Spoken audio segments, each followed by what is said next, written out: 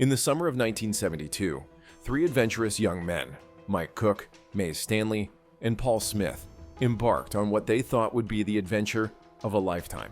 The three Californians, all passionate surfers, had dreams of exploring the beautiful coast of Mexico. They purchased a small old boat, scraping together their limited funds for what seemed like a perfect way to spend the summer. Their boat was far from ideal. It was a modest used boat with an unreliable engine, but it was enough for a group of young men eager to experience freedom and adventure. The trio set sail with high hopes, but their journey soon took an unexpected turn when the boat's engine failed. Stranded off the coast of Mazatlan, Mexico, with no way to get back home, they faced the terrifying reality of being stuck in a foreign country with limited resources. They had little money and nowhere to turn. Desperation set in, and the three friends quickly realized that their best chance of survival and of continuing their adventure was to find a way to make some quick money. It was then that they discovered the price difference of hashish in Mexico compared to the United States. They saw an opportunity to make some quick cash by smuggling drugs back across the border. What started as a small decision to buy some hashish for personal use quickly grew into a plan to smuggle large quantities of it back to the US for a substantial profit. They pooled together what little money they had left and purchased about 10 kilograms of hashish, concealed cleverly inside a hollowed-out surfboard. The plan seemed foolproof. The surfboard would pass undetected, and they would have enough money to repair their boat, or perhaps buy a better one to continue their journey. At first, the plan seemed to be working. However, things took a turn for the worse when their boat was deemed beyond repair. As the days wore on, the three friends grew more and more desperate, stuck in Mazatlan without a way out. But just as they were losing hope, they encountered two American brothers, Frank and Dan Sayre, who seemed like a potential lifeline. The Sayres were experienced smugglers with their own boat, and they offered to give the three men a ride back to the US in exchange for helping them sail their boat. Grateful for the opportunity, Mike, Mays, and Paul eagerly accepted. However, what they didn't know was that the Sayres were not just smugglers. They were involved in transporting a massive amount of hashish, far more than the small stash the three friends had. The Sayres revealed to them that they were smuggling over 2,000 pounds of marijuana, far more than the surfboard-sized stash the trio had. At first, the young men were hesitant to get involved in such a large-scale operation, but the Sayres offered them a tempting deal, $10,000 each. For the three young surfers, this seemed like an offer they couldn't refuse, although they had never dreamed of getting involved in such a dangerous and illegal business. The promise of easy money and a chance to finally return home was too tempting. The plan was set in motion, but disaster struck just days into their journey. One calm night, the overloaded boat collided with an underwater object, ripping through the bottom and causing the boat to rapidly take on water. Panic quickly set in as the five men scrambled to grab what they could and abandon ship. With the boat sinking, the men swam for hours in the dark ocean, fighting exhaustion and fear, until they finally reached shore. The group was shook but relieved to be alive. However, their sense of relief quickly turned to fear as they looked back at the beach. As the men scrambled to make their way to safety, they saw their hashish cargo had washed ashore. Bags of marijuana were scattered across the beach, and the men realized that their already unsafe situation had just become even worse. If the authorities discovered the drugs, they would certainly be arrested.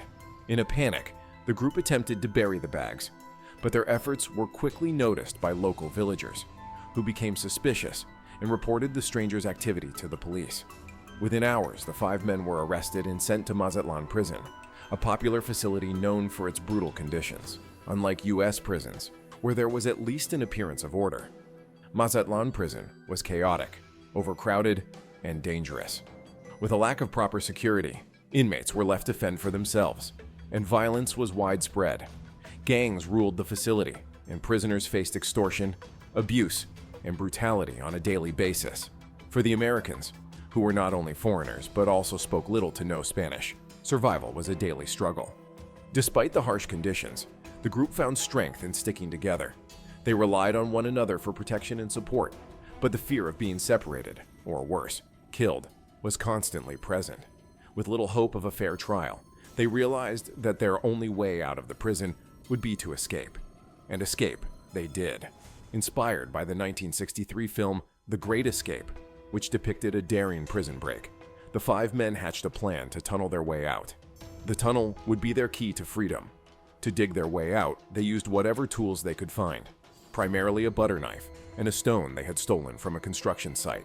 The work was slow and exhausting. The concrete floor of their cell was thick and hard, and progress came at a painfully slow pace. But the men persevered, working in secret for weeks. They covered up the dirt they removed and hid their progress under their beds, all while keeping a low profile to avoid drawing attention from the guards. After 6 weeks of exhausting labor, the group finally broke through the concrete floor of their cell. However, they encountered another setback. Below the floor, the ground was soaked with water, likely due to a leaking pipe. The mud made it impossible to continue digging, and the men were forced to stop. But just as they were beginning to lose hope, their luck changed. The prison's water supply was temporarily cut off due to a broken pipe, which caused the ground beneath their cell to dry out. Seizing the opportunity, the group began digging again. They worked tirelessly in shifts, hiding the dirt under their beds and doing everything they could to keep the tunnel hidden. But there were more challenges ahead. At one point, they accidentally punctured a sewer pipe, flooding the tunnel with filth. It was a disgusting, frustrating setback, but they knew they had to fix the problem if they wanted to continue. With the help of Benny, a fellow American inmate who was willing to join the escape in exchange for a spot on the escape team, they managed to repair the sewer pipe and continue their work. The tunnel grew longer and longer as the days passed. Eventually, they were able to dig their way past the inner and outer walls of the prison, with the tunnel stretching over 10 meters in total. The men were getting closer and closer to freedom, but the final push would not be easy. They used an improvised periscope, constructed from a flute and a mirror, to monitor the progress of their tunnel and confirm their location. The night of the escape finally arrived. Under the cover of darkness, the group crawled through the narrow, muddy tunnel, emerging just outside the prison walls. But they weren't in the clear yet. The prison's floodlights illuminated the area, and the men had to move cautiously to avoid detection. To blend in, they turned their clothes inside out to hide the dirt on their clothing and walked calmly past the guards. Once they were far enough away from the prison, they ran as fast as they could to their prearranged meeting point. However, the group faced yet another challenge. When they reached the meeting spot, they found that the getaway cars were nowhere to be found. But Dan Sayre, the planner of all times, had predicted this.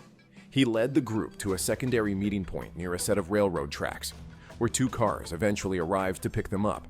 The group split up at this point.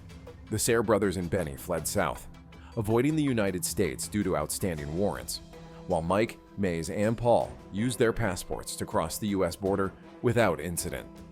After months of fear and uncertainty, the 3 young men were finally free. The escape from Mazatlan prison was a testament to their resilience, resourcefulness, and determination. What had started as an innocent adventure quickly spiraled into a dangerous and life-altering ordeal. But in the end, the young surfers found their way back to freedom. Their story of escape remains legendary, showcasing the strength of the human spirit in the face of adversity. The tale of the 1972 escape from Mazatlan prison remains one of the most incredible stories of survival, courage, and ingenuity. Although the men's actions were undeniably illegal, their ability to overcome impossible odds and escape one of the most notorious prisons in the world remains an unforgettable testament to the lengths to which people will go to reclaim their freedom. It was an ordeal that turned a carefree summer into a life-changing experience, one that would be remembered for generations.